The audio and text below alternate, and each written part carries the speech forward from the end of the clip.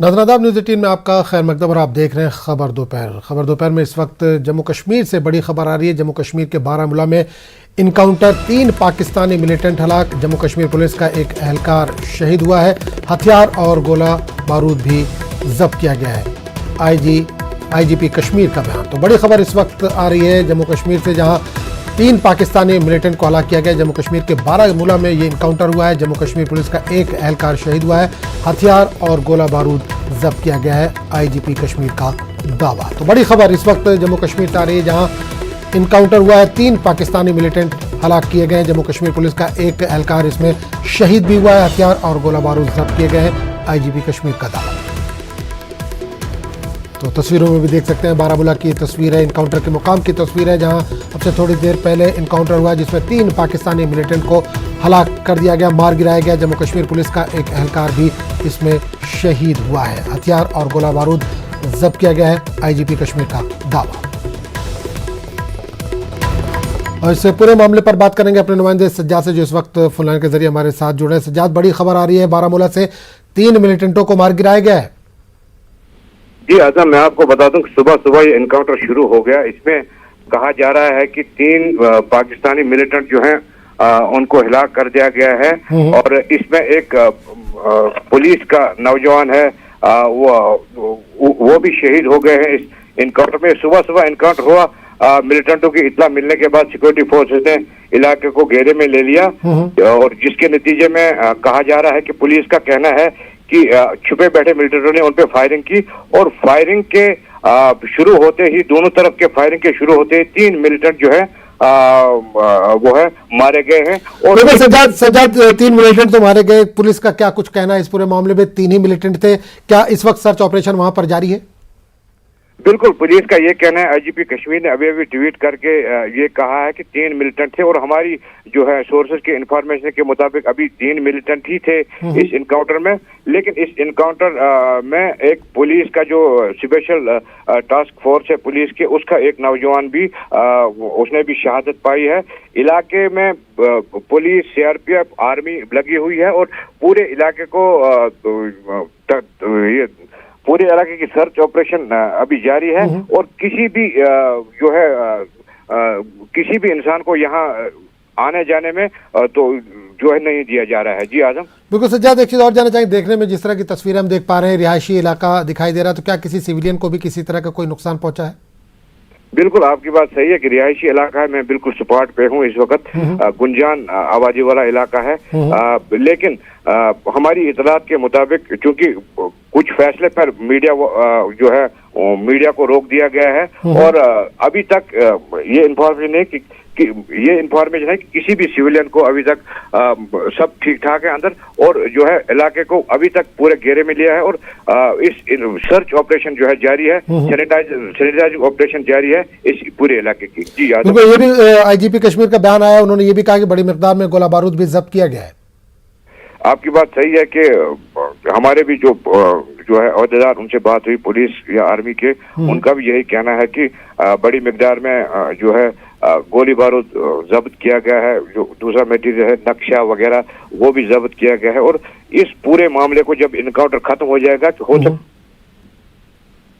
एक press conference होगी जिसमें इन सब चीजों की तफसीलात को हमारे तक पहुंचाया जाएगा। जी आजम, बिल्कुल। एक आखिरी सवाल से ज्यादा आपसे करना चाहूंगा कि हुकूमत लगातार दावे कर रही है कि मिलिटेंसी के वाकयात में कमी रोनुमा हुई है, लेकिन हम इधर लगातार देख रहे हैं कि इस तरह से जो भी दहशतगर्दाना कार्रवाई है या मिलिटेंसी है, इसमें इजाफा हो रहा है, और कोई ना कोई रोजाना जो है वो मारा जा रहा है। जी आजम, मैं आपको बता दूं कि पिछली बार जो है एक बिल्कुल सिक्योरिटी एरिया में एक ग्रेनेड धमाका हुआ, जो नई शराब की दुकान थी उसमें ग्रेनेड धमाका हुआ, और एक जो है वहां पे जो सेल्समैन था उसकी मौत हो गई, और बाकी 3 लोग जख्मी हो गए। और तब से पुलिस ने बिल्कुल 48 घंटों में उस पूरे ग्रुप को बेनकाब कर दिया, और पुलिस की भी कार्रवाई यही है कि जो है हालात सुधर जाएं और मिलिटेंसी के वाक़ात में कमी हो। और पुलिस ने कई उस सिलसिले में भी कई लोगों को गिरफ्तार किया गया जिनसे पूछताछ जारी है। जी आजम, सज्जाद, आपको रोकना चाहूंगा, पुलिस इस ताल्लुक से कुछ बयान दे रही, पहले वो सुन लेते हैं। सर, एक बार फिर से पाकिस्तानी जो ग्रुप है वो न्यूट्रलाइज किया गया, 3 टेररिस्ट। बिल्कुल, इस साल अभी तक में 22 पाकिस्तानी टेररिस्ट मारे गए। लास्ट में पूरे 1 साल में 21 मारा गया था। अच्छी बात है, जितना जल्दी पाकिस्तानी टेररिस्ट एफआईआर हो जाए, यहाँ शांति आने में अच्छा होगा, हम लोग से हेल्प मिलेगी। आपको लगता है कि यही लोग जो है वो यूज कर रहे हैं हमारे यूथ्स को यहाँ? बिल्कुल, जब तक यहाँ पाकिस्तानी टेररिस्ट रहेंगे तब तक हमारे लड़के भी एक्टिव होते रहते हैं, इसलिए हम लोग का प्रायोरिटी है कि पाकिस्तानी टेररिस्ट को टॉप प्रायोरिटी पर न्यूट्रलाइज करते रहें। सर, कल जो सोहरा में इंसिडेंट हुआ उसके बारे में क्या फर्दर इन्वेस्टिगेशन हुई? ये लोकल एलईटी का टीआरएफ का टेररिस्ट है, उसका आइडेंटिफाई हो गया है, आदिल है गंदरबल का। उसके साथ एक और नया लड़का जिसने ज्वाइन किया है, इसको बहुत जल्दी हम न्यूट्रलाइज कर देंगे। तो सज्जाद हमारे साथ जुड़े हुए। सज्जाद, लगातार हम देख रहे हैं पाकिस्तान की तरफ से दरअंदाजी का सिलसिला भी जारी है और मिलिटेंट जो मारे जा रहे हैं उनका ताल्लुक कहीं ना कहीं पाकिस्तान से है, तो इस पर रोक लगाने के लिए किस तरह के इकदाम किए जा रहे हैं?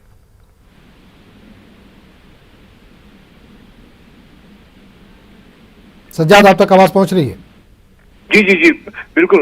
मैं आपको बता दूं कि जो है पिछले कई दिनों से जो है मिलिटेंसी में, अगर मैं बारामूला की बात करूं, जिले की बात करूं, तो बिल्कुल सरगर्मियां हैं, लेकिन सिक्योरिटी फोर्सेस की जानिब से भी उसमें बड़ी शिद्दत से उस पर काम किया जा रहा है और कई जो है इन लोगों को गिरफ्तार किया गया है, कई इनकाउंटर्स में मारा भी गया है। अगर मैं बारामूला की बात करूं, पिछली बार आपने देखा होगा कि सरपंच की हिलाकत में जो है उन लोगों को भी गिरफ्तार किया गया और पुलिस, फौज और सीआरपी की यही कोशिश है कि शांति रहे, अमन रहे और इन जो है मिलिटेंसी के वाक़ात जो हैं इनको किसी न किसी तरह खत्म किया जाए। जी आदम। चलिए सज्जाद, बहुत बहुत शुक्रिया इस तमाम जानकारी के लिए। तो नाज़रीन, आपको बता दें कि जम्मू कश्मीर के बारामूला में इनकाउंटर 3 पाकिस्तानी मिलिटेंट को हलाक किया गया। जम्मू कश्मीर पुलिस का एक एहलकार वो भी शहीद हुआ है और हथियार और गोला बारूद भी जब्त किया गया। आईजीपी कश्मीर ने ये दावा किया है। आगे बढ़ेंगे दूसरी खबर की तरफ। आंध्र प्रदेश में जिले के नाम को बदलने के खिलाफ हुए पुरतशद्दुद एहतजाज के बाद कोनासीमा में सिक्योरिटी बढ़ा दी गई है। कोनासीमा में इंटरनेट खिदमात भी मुअत्तल कर दी गई है। मंगल के रोज हुए पुरतशद्दुद एहतजाज में मुलविस अफराद की शिनाख्त करने के लिए सीसीटीवी फुटेज खंगाले जा रहे हैं। कल मुश्तइल हुजूम ने ट्रांसपोर्ट वजीर के घर को भी नजर आतिश कर दिया।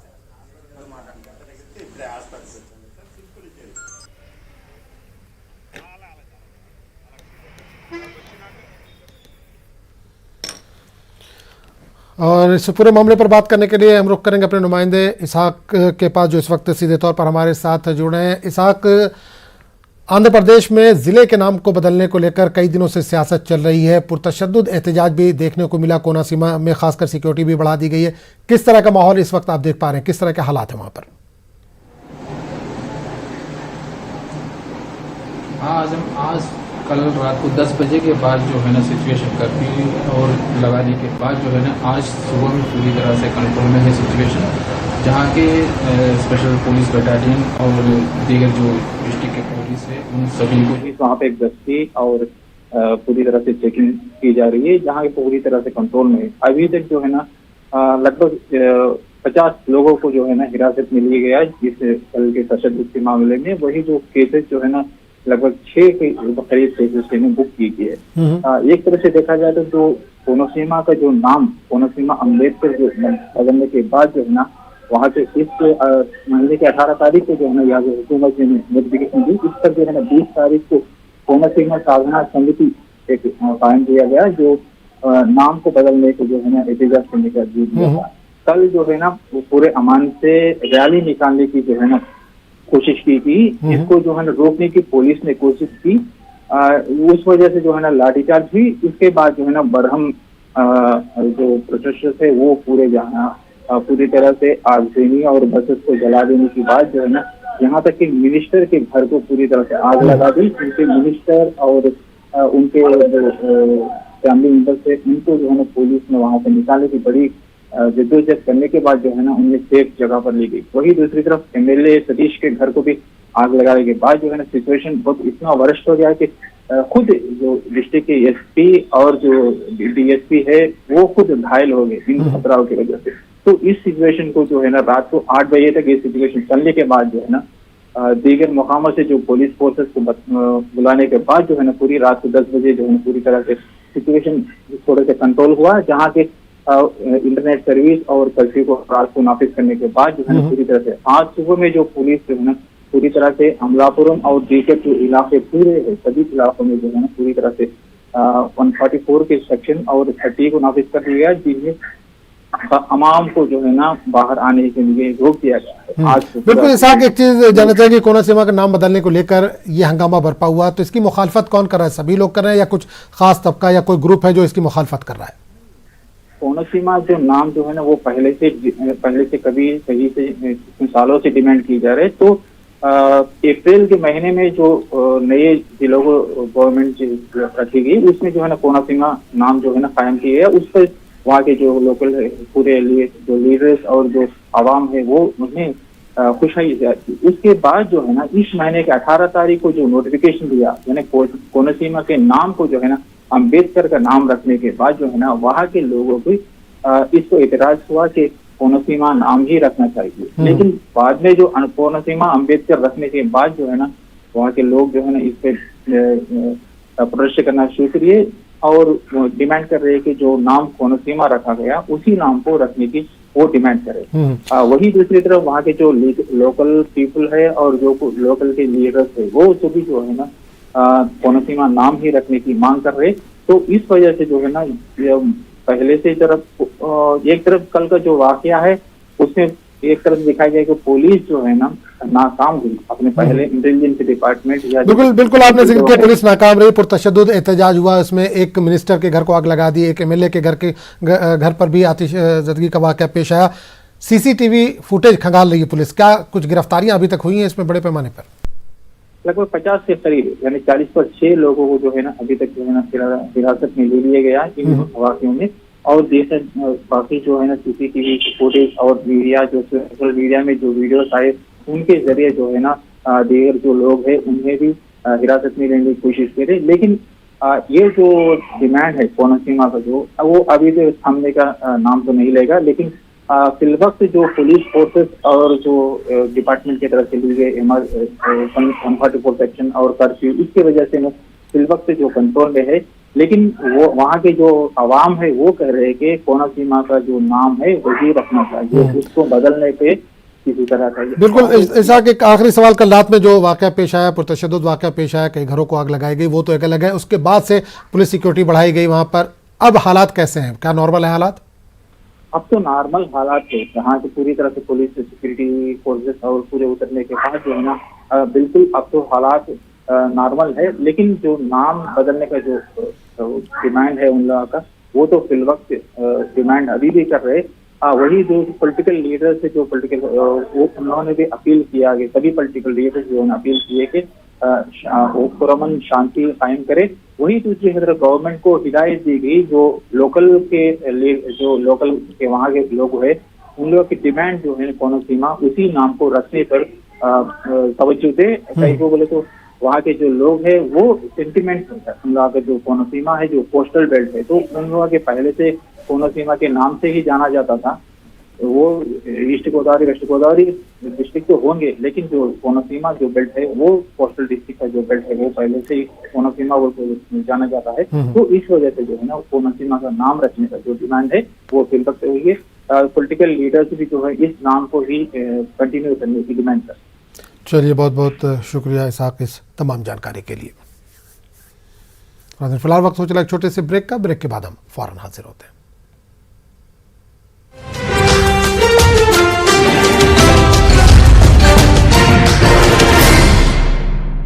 कर्नाटक में मंगलुरु के मज़ाफ़ात में एक पुरानी मस्जिद के नीचे मुबैना तौर पर एक मंदिर जैसा ढांचा पाया गया है। मंगलुरु के गुरुपुरा तालुका में मलाली मार्केट मस्जिद के अहाते में 21 अप्रैल को तज़ीन व आराइश के काम के दौरान ये ढांचा मिला है।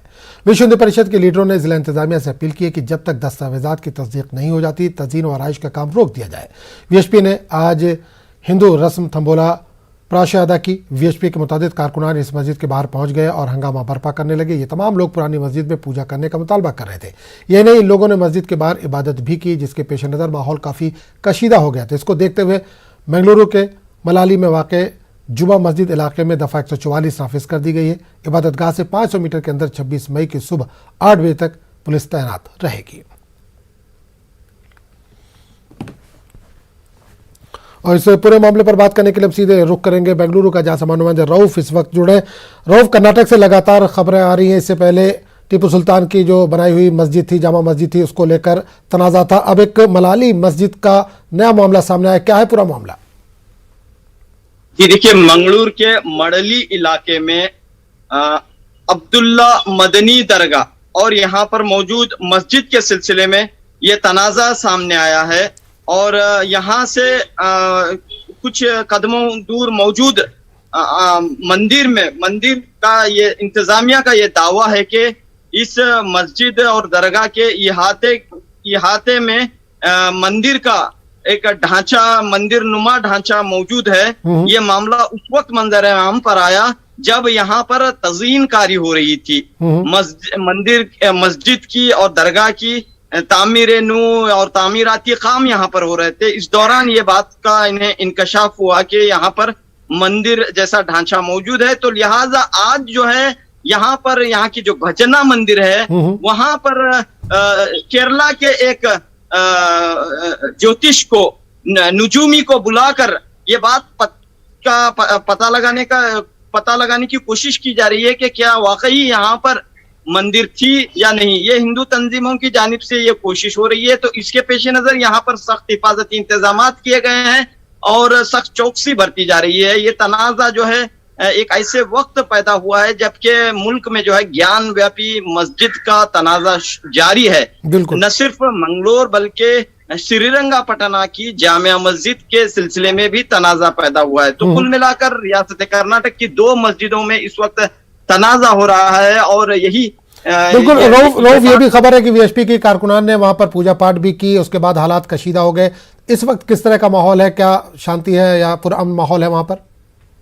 जी देखिए, इस वक्त माहौल तो काबू में है, अमन है, लेकिन कशीदगी जरूर है। इसके पेश नजर पुलिस ने जो है सख्त हिफाजती इंतजाम किए गए हैं। आज पुलिस की रूट मार्च भी यहाँ पर हुई है। तो ये मसला ये है कि जैसे कि जो दावे कर रहे हैं हिंदू तंजीमें के मंदिर मस्जिदों की जगह, यानी कि 2 मस्जिदों को तनाज़ा पैदा किया गया है। एक श्रीरंगापटना की मस्जिद है और दूसरी मंगलूर की मस्जिद है। तो इस सिलसिले में जो है यहाँ पर सख्त हिफाजती इंतजाम बरते गए हैं। और जो ज्योतिष हैं केरला से, उनका बयान भी सामने आया है कि उन्होंने कहा है कि इस सिलसिले में जो है मजीद तहकीक करने की जरूरत है। ये बात उन्होंने कही है। बिल्कुल रोफ, एक चीज और जानना चाहेंगे, दफा 144 मस्जिद के आसपास लगा दी गई है, तो क्या वहां पर 5 वक्ता नमाज का एहतमाम किया जा रहा है या दरगाह में जो लोग हाजिरी देना चाहते हैं क्या वो लोग वहां पर जा पा रहे हैं? जी बिल्कुल ये मस्जिद है और दरगाह जो भी है वो आबाद हैं और यहाँ पर बाकायदा इबादतों का एहतमाम है। और यहाँ के जो मुकामी मुसलमान ये कहते हैं कि ये गैर जरूरी तनाज़ा है, ये गैर जरूरी शर फैलाने की कोशिश की गई है, फितना फैलाने की कोशिश की गई है। ये बात मुकामी मुसलमान कह रहे हैं। तो अलबत्ता ये मामला जो है पुलिस इस सिलसिले में जो है पुलिस जो है हालात पर काबू पाने की कोशिश कर रही है और देखना होगा कि आने वाले दिनों में क्या सूरत हाल बनती है। बिल्कुल रऊफ, एक आखिरी सवाल करना चाहूंगा आपसे कि क्या इस मामले में कोई केस दर्ज किया गया है? क्या मामला अदालत तक भी पहुंचा है? नहीं, अभी ये इब्तदाई मामला है। 2-3 दिन कबल जो है यानी कि 21 तारीख को ये खबर आम हुई कि यहाँ पर जो है मंदिर नुमा ढांचा है। तो इस सिलसिले में जो है हिंदू तंजीमों ने जब जैसी की जानिब से खबर आम हुई तो पुलिस वहां पर पहुंची और हिफाजती इंतजाम सख्त किए गए हैं। अभी तक कोई अदालत का यहाँ पर मामला नहीं आया है, कोई भी फरीक जो है अदालत से रुजू नहीं हुआ है। अलबत्ता मुकामी मुसलमान यही कह रहे हैं कि एक शर फैलाने की कोशिश है, जबकि मस्जिद और दरगाह जो है सालों से आबाद है और इस सिलसिले में कोई भी तनाज़ा नहीं होना चाहिए, ये बात कही जा रही है। चलिए, बहुत बहुत शुक्रिया रऊफ इस तमाम जानकारी के लिए। समाजवादी पार्टी सरबराह अखिलेश यादव से पार्टी के सीनियर लीडर आजम खान की नाराजगी अब खुलकर सामने आने लगी है। आजम खान ने मुस्तकबिल में बेहतर मौके की बात कही है, जिसके बाद कयास लगाया जा रहा है कि आजम खान समाजवादी पार्टी से खुद को अलग कर सकते हैं। वहीं शिवपाल यादव की जानिब से जारी बयान आजम खान की पार्टी छोड़ने के कयास को तक़वियत दे रहा है। शिवपाल यादव के मुताबिक आजम खान के साथ जुल्म हो रहा है और ऐसे वक्त में इनके साथ कंधे से कंधा मिलाकर वो खड़े हैं। उन्होंने मजीद कहा कि मुनासिब वक्त आने पर 2024 के पेश नज़र नए मोर्चे को लेकर भी फैसला किया जाएगा। और इस पूरे मामले पर बात करने के लिए हम सीधे रुख करेंगे लखनऊ का, जहां समाज नुमाइंदे तारिक कमर जुड़ रहे हैं। तारिक, सवाल यहाँ से शुरू करना चाहूँगा कि आज़म खान जेल से बाहर आ गए, लेकिन जो उनकी क़ुर्बत थी समाजवादी पार्टी के साथ, उन्होंने एक ज़िंदगी अपनी समाजवादी पार्टी के साथ लगा दी, लेकिन फ़िलहाल इस पार्टी से वो नाराज़ चल रहे हैं। हाँ आज़म, बहुत अहम बात है। और देखिए, नाराज़गी जो है आज़म खान की बढ़ती ही जा रही है। जहाँ तक खबरें आ रही हैं वो ये है कि वो गुज़िश्ता 2-3 साल से बेपनाह नाराज़ इसलिए हैं कि उनके लिए न कोई तहरीक चलाई गई, न उनके लिए आवाज़ उठाई गई। और बुनियादी बात यही है कि पार्टी के अहम सतून की हैसियत रखते थे, मुलायम सिंह के बड़े करीबी मरासिम उनसे रहे। पार्टी बनाने में उन्होंने अपना जान माल सब कुछ कुर्बान किया और जाहिर है कि सड़क पर उतर कर जद्दोजहद की, लेकिन उनके लिए आवाज़ न उठाना, कोई मुजाहरा न होना, तहरीक न चलाना, जिसके पेश नज़र न सिर्फ आज़म खान बल्कि आज़म खान के तमाम हामी, उनसे मोहब्बत करने वाले लोग भी नाराज़ हैं। और रामपुर से लेकर और लखनऊ तक जहाँ जहाँ भी आज़म खान के चाहने वाले मौजूद है पूरे उत्तर प्रदेश में, वहाँ कमो गुस्सा देखा जा रहा है समाजवादी पार्टी के खिलाफ।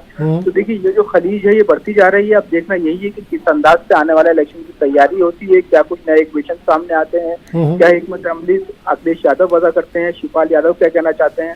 तो अब देखना यही पड़ेगा कि आने वाले वक्त में किस अंदाज से और क्या कुछ हिकमत अमली वजह की जाएगी। आज़म, बिल्कुल तारिक, हमने देखा कि आज़म खान जब जेल से रिहा हुए तो अखिलेश ने उसी वक्त ट्वीट किया था, लेकिन मुलाकात क्या दोनों के बीच में अभी तक हुई है? इस तरह से कुछ जानकारी मिल पा रही है या कोई रस्मन बात हुई हो? देखिए, जहाँ तक अखिलेश यादव का ताल्लुक है तो उन्होंने अभी 2 दिन पहले ही ऐलान किया था कि वो रामपुर जाएंगे मिलने और बाकायदा जाकर मुलाकात करेंगे, लेकिन अभी तक वो जा नहीं पाए हैं। ताहम जो शिवपाल से बातचीत का सिलसिला है वो मुसलसल जारी है। परसों शब में शिवपाल यादव के बकौल 1 घंटा उनकी बात रही है मुख्तलिफ मौजूदात पर, और उसी गुफ्तगू के पसमंजर में उन्होंने ये बयान भी जारी किया है शिवपाल ने कि आइंदा 2024 में जो इलेक्शन होगा उसमें कहीं ना कहीं नए एक ज्वाइंट बनाने की बात का इशारा किया है उन्होंने। हालांकि अभी बाकायदा तौर पर ऐलान नहीं किया है, ताहम उन्होंने ये इशारा जरूर दे दिया है कि एक नया मोर्चा बनाएंगे जिसकी बुनियाद पर, अब ये पता नहीं कि उसमें आज़म खान का क्या नजरिया है, क्या है। जब तक आज़म खान की जाने से बाकायदा इस बात में कोई बयान ना आ जाए तब तक कहना अबल वक्त होगा। लेकिन ये इशारे जरूर मिलने शुरू हो गए हैं कि आने वाला वक्त जो है वो समाजवादी पार्टी के लिए बहुत अच्छा नहीं है और सियासी उथल पुथल अभी से शुरू हो गई है। आज़म, बिल्कुल तारिक, एक सवाल ये कि मुलायम सिंह क्यों खामोश है इस पर, और दूसरे क्या शिवपाल और मुलायम फिर एक साथ हो सकते हैं? क्योंकि इससे पहले हमने देखा कि अखिलेश से भी मुलायम सिंह नाराज थे, अपने भाई के साथ थे वो खड़े, लेकिन बाद में फिर वो अखिलेश के साथ गए। तो क्या अब नया जो समीकरण आपने बताया कि एक बन सकता है 2024 को लेकर, तो क्या मुलायम और आज़म खान एक साथ आ सकते हैं, अखिलेश को साइड किया जा सकता है? देखिए, ये बहुत अहम सवाल भी है और ये बहुत आसान सवाल भी नहीं है आज़म। लेकिन चूंकि देखिए, मुलायम सिंह यादव का जो अभी तक रुझान रहा है, झुकाव रहा है, वो अखिलेश की तरफ ज्यादा रहा है। हालांकि शिवपाल के साथ भी वो मुसलसल नजर आते रहे हैं। जब जब शिवपाल मिलने गए उनसे अच्छे से बात की है और जाहिर है कि छोटे भाई हैं, शिवपाल की कुर्बानियों का भी उन्हें एहसास है।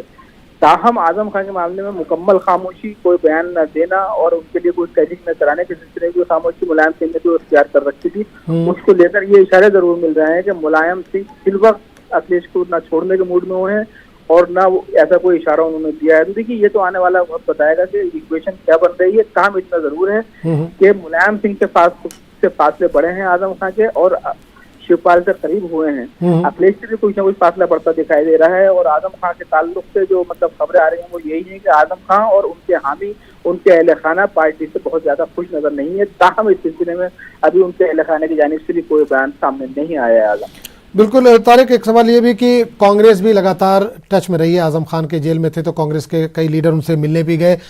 अब आज़म खान की तरफ से किस तरह का रद्द-ए-अमल कुछ देखने से या उनके बातचीत से, उनके हाव भाव से लग रहा है? क्या वाकई वो समाजवादी पार्टी को छोड़ देंगे या कहाँ जाएंगे? कुछ इस तरह से जानकारी मिल पा रही है?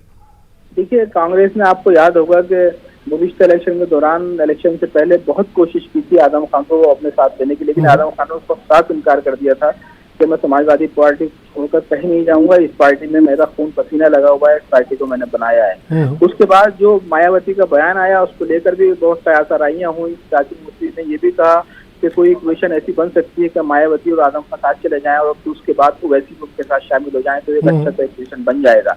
तो देखिए, बहुत सी कयासाराइयां हैं, बहुत से अंदाजे हैं, लेकिन उसी वक्त कोई बात यकीन से कही जा सकती है जब आज़म खान बज़ात खुद कोई बात वादे करें कि वो किस पार्टी में जाना चाहते हैं या उनके जहन में क्या है। लेकिन अभी तक मुकम्मल खामोशी या यूं कहें कि मसलहत अंदेज खामोशी इख्तियार किए हुए हैं आज़म। बिल्कुल तारिक, आजम खान ने यह भी कहा दबे छुपे लफ्ज़ों में कि जो कौम के जिम्मेदार हैं वो उनसे लगातार मुलाकात करेंगे और मुल्क के जो हालात है या रियासत के जो हालात हैं उस पर लगातार बातचीत करेंगे। तो अभी किस तरह की मसरूफियत है आजम खान की जब से वो जेल से बाहर आए हैं? उन्होंने हालांकि असेंबली में गए, सिर्फ हलफ लिया, उसके बाद से निकल आए, तो किस तरह की मसरूफियत है इस वक्त उनकी? हाँ, अपने जाहिर है कि जो उनसे मोहब्बत करने वाले लोग हैं या जिनको वो पसंद करते हैं उनसे मुलाकात भी कर रहे हैं। और जो असेंबली से बाहर आए थे तो उस वक्त ये हुआ था कि वो अपने मेडिकल चेकअप के लिए गए हुए हैं और उनकी आंखों में भी तकलीफ है तो उसको दिखाने के लिए डॉक्टर के पास गए हुए हैं। ताहम जैसे ही वो जेल से बाहर आए थे तो उन्होंने रामपुर में जो समाजवादी पार्टी के कारकुनान बंद थे मुख्तलिफ तहरीकात के तहत, उनसे जेल मिलने भी गए थे रामपुर जेल में। तो देखिए उन्होंने जैसे किया है कि जैसे ही जेल से बाहर आए हैं तो अपने आप को फवाल कर लिया है और एक सियासी लीडर की हैसियत से वो अपनी जिम्मेदारियों को समझ भी रहे हैं और उसको अदा करने की ग्राउंड पर कोशिश भी कर रहे हैं। तो अब देखना यही है कि आने वाला वक्त क्या कुछ पैगाम लेके आता है, बिल्कुल इंफॉर्मेशन सामने आती है। चलिए, बहुत बहुत शुक्रिया तारिक इस तमाम जानकारी के लिए। तो खबर दोपहर में फिलहाल इतना ही, अगले बुलेटिन में आपसे फिर मुलाकात होगी। आदाब।